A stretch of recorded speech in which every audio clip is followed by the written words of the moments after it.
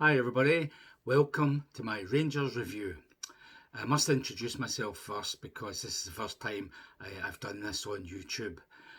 I've been going to Ibrox for 63 years. I'm a season ticket holder.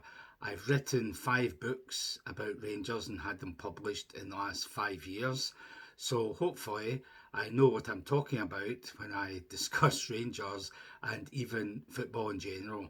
The only two teams I support are obviously Rangers and the Scottish international team, and that's it. I don't have an English team, I don't have a foreign team. That is it, but especially Rangers. I've been doing this for a few months now on TikTok and managed to get over 1,000 followers and thousands and thousands of views. So I'm hoping YouTube will be even better. It was my son who told me to try this out on YouTube because you get longer to actually talk about things, unlike on TikTok. So here goes. You couldn't have started with a better game than Saturday's magnificent victory against Hearts at Ibrox. I mean, 5-0. Who would have thought we'd win by such a margin? I don't think many Rangers fans in the stadium thought that before kick-off, and certainly no Hearts fans would have thought that either, and probably all the Celtic fans watching avidly on Rangers TV, or maybe it was on Sky. No, it was on Rangers TV, so they'd be thinking, oh, we could catch up on them again. So you can imagine how disappointed, if not distraught, they would be by the end of the game.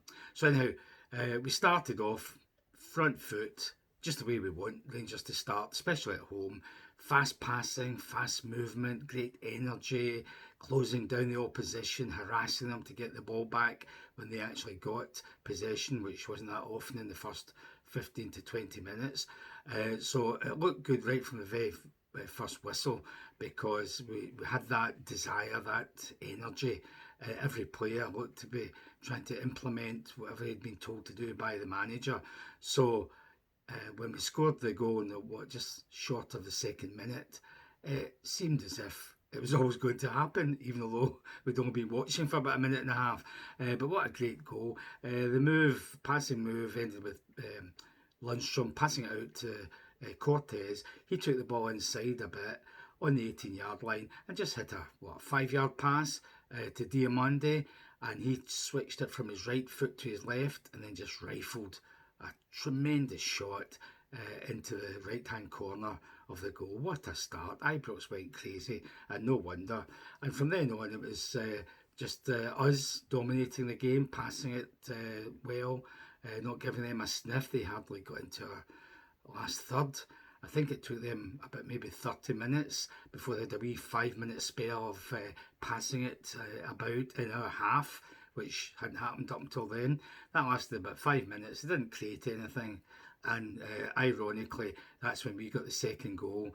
A move up the right. Sterling was tackled, and he might even have been fouled, but as he fell over, this is a testament to his spirit. As he fell over, he just prodded the ball forward onto Lawrence, who ran forward with it, took it level with the 18-yard line, looked up, hit a lovely low pass right across the 18-yard line. Thankfully, Drossers, by the way, you'll realise once we get started, I call Dessers Drossers. We'll get back to that later. Past him, he'd run beyond it, and there was Cortez coming in at the back post and just swept it so confidently into the net. Brilliant goal. So 2-0 up. Two fantastic goals. Ibrox was rocking, and no wonder.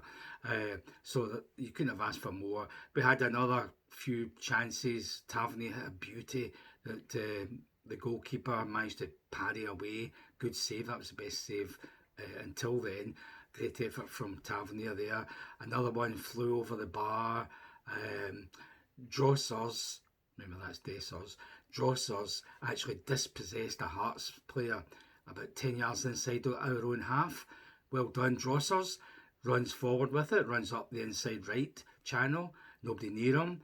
Took about 100 touches to get into the box with it, and then he chops back onto his left side, and we're thinking, oh, here we go, this is a Seville goal all over again. But by the time he did that, there was two defenders there, and his shot was pretty weak. And the goalkeeper, although he had to dive, it was a comfortable save. He just parried it away. So that was another chance missed. Drossers also missed a chance when he had a header. I think it was Yilmaz hit a 20-odd yard shot. It hit off the goalkeeper, bounced out. Drossers is on the 6-yard line, and he hits it, heads it straight at the goalkeeper, who kind of fumbled it, and then there was a kind of struggle to try and kick it, but it was offside anyhow, so it wouldn't have mattered. But after that, there was another chance where he had a header on the 6-yard line, and he headed it down and passed. So at that point, he hadn't scored any, but he'd missed 2 or 3 chances. So that's just typical of him. That's why I call him Drossers, because he's Dross. He is not a Rangers centre forward. He may have scored 16 goals, but that is not the guy we want leading the line permanently at Ibrox. And I think the manager's clever enough to know that and be biding his time to the summer transfer window, hopefully, when he will bring in a proper number 9. So now 2-0, everybody's happy. We go into injury time in the first half. A great cross deep from the left-hand side by Suter, and for once Drossers actually makes his run from the defence, a line of defenders. He times his run perfectly just to get away from the defence, and when the ball comes into the 6-yard line, he just side foots it into the net. The goalkeeper's got no chance. It reminded me of his goal against Dumbarton in the Cup, where nobody near him, and just side-footed it past the goalkeeper. So well done, Drossers. At least he did something right in that half. So 3-0 up. We're all in dreamland. Nearly said paradise there. And we can enjoy our half-time break. And then after the interval, a couple of minutes in, and Drossers gets his second goal, and the fourth that really kills off Hearts, although to be honest, they were dead already by the time half-time whistle had blown. So couple of minutes into the second half, this time it's Sterling, lovely chip into the box, 6-yard line. Drossers is trying to chest it down and then whack it into the net, nobody near him, which is what most strikers would do, but he kind of chests it badly. It might have hit his arm as it fell down onto the ground. A couple of Hearts players and Lords, each of them have a kick at it. The loose ball bounces away straight in front of Drossers, 4 yards out, right in front of goal, whack in the net for one. So well done again to him. 2 goals, and yet he's still rubbish. Dross, as I say. So 4-0. Well, looking brilliant. Hearts have no answer to their flowing, fast play with people taking the defenders on. Great movement, running into space to take passes. In fact, that's what happened for the 5th goal, because Silva had come on as a sub. Nice move up the left, went to Lundstrom, and he did what you call making the eyes, because he looked to the right, but while he was doing that, he actually passed the ball to the left, and Silva just had to run onto it. He didn't even have to take a touch, just run onto it, and one shot in the goal. 5-0, brilliant. And it was only in the last 10-15 minutes when we were 5-0 up that Hearts actually had a few shots at goal, tame shots. I mean, super Jack Butland didn't have to do much, basically just collecting the ball. He did have to make a save, which is when I think it was Tagawa on his left foot aimed a lovely curling shot to the far post, but Butland dived to that side and just parried it, palmed it away. That was his only real save of the match. And the nearest they came to scoring was before that, when their talisman Shankland actually did a glancing header that had everybody beaten, but it just hit off the post and away. So that was the nearest they came, but of course it was 5-0 at this point, so it didn't matter anyhow. So fantastic play, best display I've seen for a couple of years at least, I would say, and maybe the highest score we've had against Hearts for who knows how long. I've been going 63 years, so I'd be struggling to remember a 5-0 at Ibrox, even against a poor Hearts side. And remember, this is a team that's 3rd in the league, so obviously that makes the achievement even greater. Of the team, Butland, as I say, the usual, one great save, nothing else to do, just competent, dealing with crosses, distributing the ball, etc. Tavernier played better than maybe the last 3 or 4 games he's had. Golson was back to being more like his normal, reliable, safe self. Suter had a good game. Yilmaz, I thought, was maybe the second best guy in the team. He was running forward at every opportunity, showing his speed, showing his grittiness. He was getting stuck in. He was taking the ball away from opponents. He was firing in some brilliant crosses.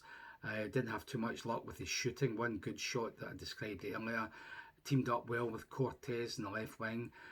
Cut inside quite a bit, so he's far superior to Barisic. I wouldn't be selling him in the summer unless they've got somebody even better in mind and they can get quite a few million for him. So he had a good game. Lundstrom to me was man of the match. I mean, he just controlled everything. He looked great, tackling, covering for people, taking the ball forward, making forward passes, everything you want in a midfield man. So to me, he was the man of the match. Of course, whoever decides these things gave it to Drossers, man of the match. I mean, 2 goals and about 5 misses, and that makes you the man of the match. So I am speechless at that.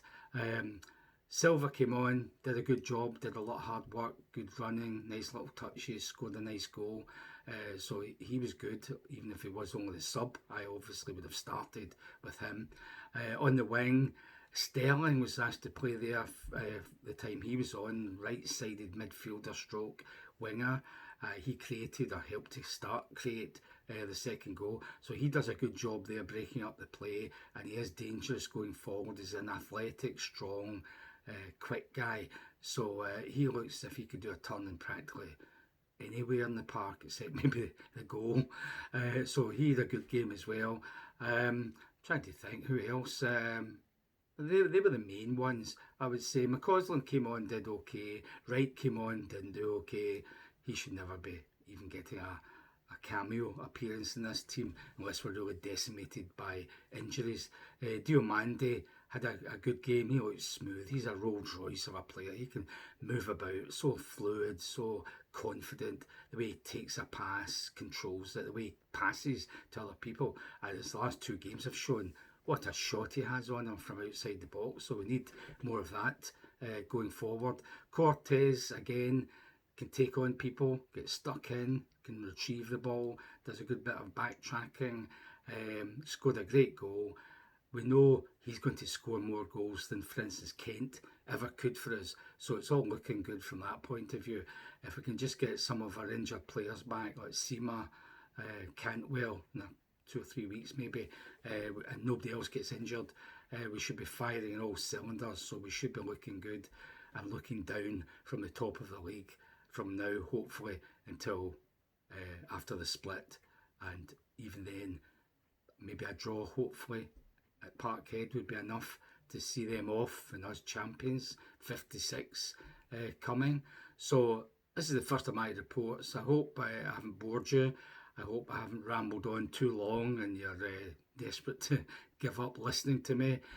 But if you liked it, tell your pals to tune in to me after every Rangers game, and hopefully I'll give you an honest report, something that maybe you won't get in the newspapers or maybe anywhere else.